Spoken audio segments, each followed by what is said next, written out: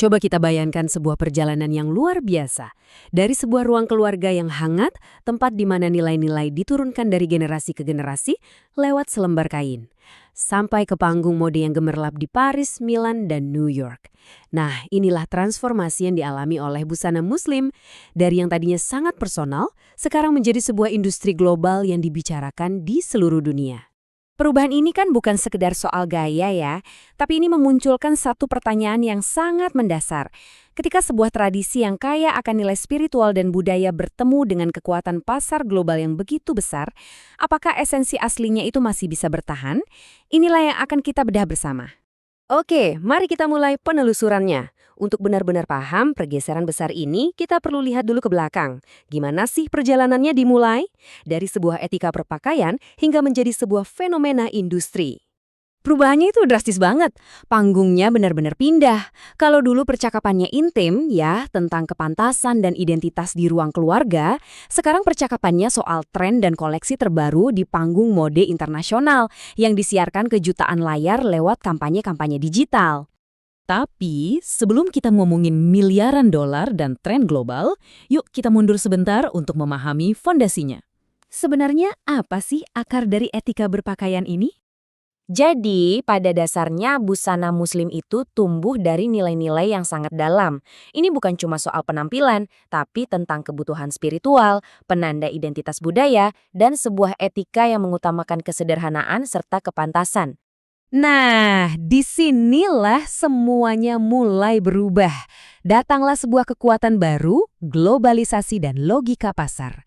Dua hal ini memperkenalkan dinamika yang sangat berbeda, yang mengubah cara dunia memandang busana muslim.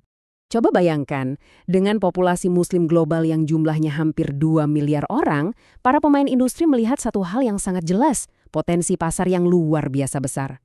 Momen inilah titik baliknya. Busana muslim mulai dilihat bukan lagi hanya sebagai praktek budaya, tapi juga sebagai komoditas yang nilainya tinggi. Dan kita nggak bicara soal angka yang kecil loh. Menurut laporan State of the Global Islamic Economy, pasar modest fashion global itu nilainya diperkirakan lebih dari 270 miliar dolar dan katanya bakal terus tumbuh. Angka yang fantastis ini, ya inilah mesin penggerak utama yang membuat industri begitu tertarik.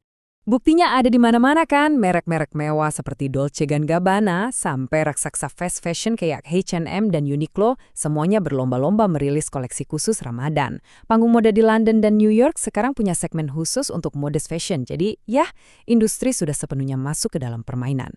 Masuknya industri ini, mau tidak mau, menciptakan sebuah ketegangan yang fundamental. Sebuah pertemuan, atau bahkan bisa dibilang benturan antara dua cara berpikir yang sangat-sangat berbeda. Disinilah kita bisa lihat dua arus itu. Di satu sisi ada arus nilai, yang akarnya adalah kesederhanaan dan makna spiritual.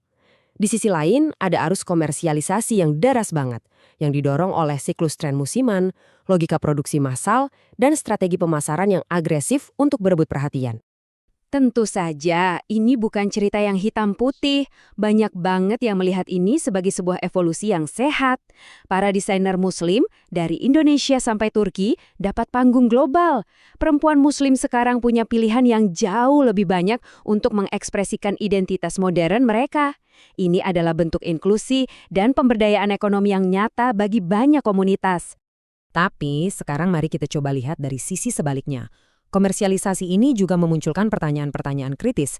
Apakah nilai-nilai luhur itu sekarang berisiko bergeser menjadi sekedar citra? Apakah kesederhanaan yang tadinya nilai sekarang hanya jadi strategi branding? Dan yang paling penting, apakah fokusnya sudah beralih dari refleksi diri menjadi perlombaan untuk jadi viral? Ini membawa kita ke sebuah pertanyaan yang jujur saja cukup tajam. Pertanyaan ini merangkum semua ketegangan yang kita bicarakan. Kata santun atau modest, apakah itu masih sebuah nilai yang kita hayati? Atau sekarang ya sudah jadi sekedar kategori pasar? Sebuah label untuk menjual produk? Kalau industri itu kita ibaratkan bahan bakarnya, maka media sosial ini adalah akseleratornya. Ia mempercepat segalanya. Mari kita lihat bagaimana platform digital ini mengubah total permainannya. Platform seperti Instagram dan TikTok itu secara fundamental mengubah cara busana santun ini ditampilkan dan dikonsumsi. Busana ini nggak lagi cuma soal praktek personal, tapi sudah menjadi sebuah pertunjukan visual yang bisa diakses siapa saja, kapan saja, dan di mana saja. Budaya online ini membentuk ulang nilai menjadi tren visual dengan cara yang sangat spesifik. Pertama, lahirnya para influencer mode fashion dengan jutaan pengikut. Lalu, lini masa kita dibanjiri konten outfit of the day. Dan yang paling penting, algoritma media sosial secara desain akan selalu memprioritaskan visual yang paling mencolok dan glamor, bukan yang paling reflektif. Oke, jadi dengan semua kenyataan ini, terus gimana dong? Bagaimana kita menavigasi realitas baru ini? Apakah semuanya lantas hilang begitu saja? Para sosiolog budaya punya istilah untuk ini, namanya negosiasi makna.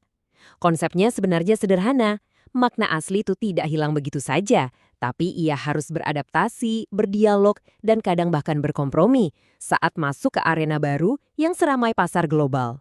Nah, poin pentingnya adalah negosiasi ini sudah tidak lagi terjadi di ruang-ruang privat atau komunitas lokal saja.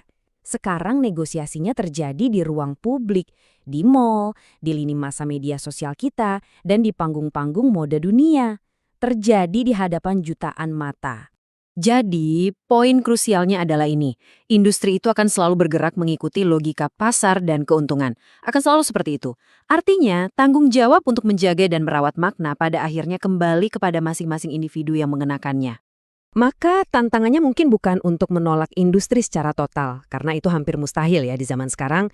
Tantangan sebenarnya adalah bagaimana kita bisa tetap berada di tengah dua arus ini, arus industri dan arus nilai, dengan memegang sebuah dayung yang kita sebut perspektif kritis. Kemampuan untuk menikmati estetika tanpa melupakan etika di belakangnya. Pada akhirnya, semua pembahasan ini meninggalkan kita dengan sebuah refleksi.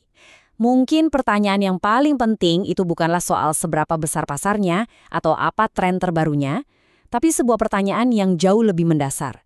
Di tengah semua kemewahan dan tren ini, apakah kita masih ingat dan paham kenapa sih busana ini ada?